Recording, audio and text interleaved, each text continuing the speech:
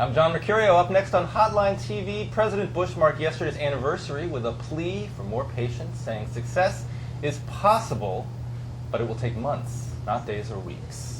And I'm Amy Walter. That plus anti-war protesters turn their focus to congressional Democrats.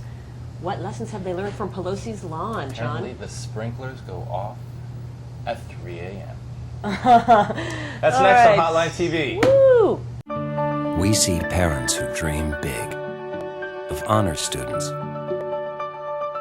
and artists. By supporting programs that help children learn, we help parents watch their dreams come true. From the Watergate Building in Washington, this is Hotline TV. Now, here are Hotline editors Amy Walter and John Mercurio. It's Tuesday, and I'm Amy Walter. And I am John Mercurio. The United States passed a significant milestone with the 4th anniversary of the American invasion of Iraq. Democrats are feeling the heat as the House takes up the Iraq supplemental spending bill this week. But how, Amy Walter, first of all, thank you for joining us. How will this play out? So happy to be here. Good. Thank you.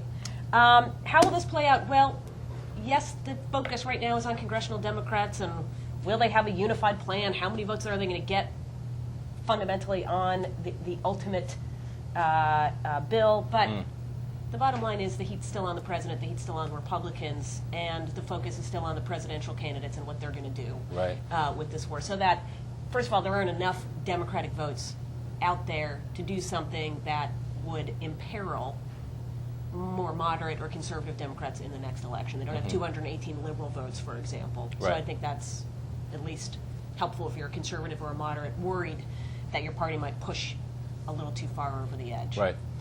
But at the same time, do Democrats look disunified? I think Democrats look really disunified. Look, I think we saw in the 2006 midterm elections how easy it was for the Democrats to make the president's leadership in Iraq the key campaign issue, and they were able to win majorities in both houses off of that issue. But what we're seeing this month and last month on Capitol Hill is how difficult it is for Democrats to put together a working coalition of moderate Democrats, liberal Democrats, and sort of moderate and independent Republicans to support any sort of resolution opposing the president. And I think we're seeing what could be ultimately a turning point in this overall sort of storyline about where the damage falls politically for the parties on the issue of Iraq. I mean, as long as they look like they're doing something, but as they opposed don't to they look like they're sitting sort of on their heels. I think they've been very lucky. Do you think that voters believe that Congress is going to solve this, or do you think that no. My sense is they believe that this 2008 contest, the reason there's so much attention to this from voters, more so than we've seen in any other recent times,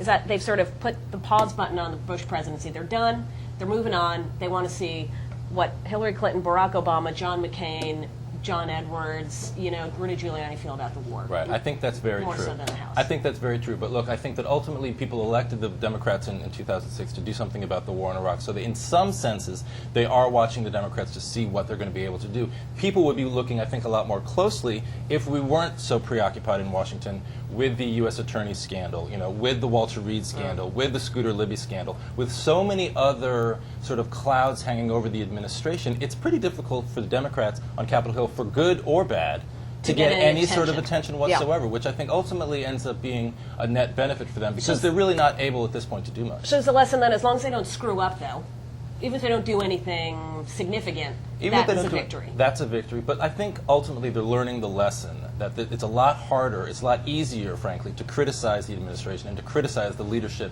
on the war than it is to actually come up with a working solution. I think my third grade teacher said something like that. It's a lot easier to criticize than it is to come up with a compromise. And do you have a little something to share with the rest of the class?